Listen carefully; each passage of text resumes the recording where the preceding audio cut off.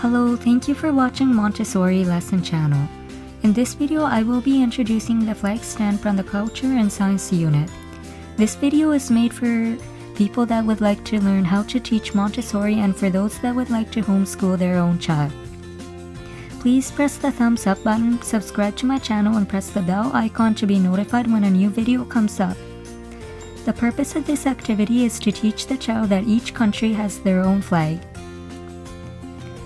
The instructions for the activity are: introduce the child to the flag stand. Find the flag for the current country you and your child live in and put it on the base. Explain to the child how to carry the flag with one hand on the dowel and the other hand below the base. Have each child choose a flag from the stand and repeat the same steps. Then have each child carry the flag to the work area and put them in the middle. Have a flag control chart ready as well. Please visit the Flag Corporation website in the description part to see the control chart.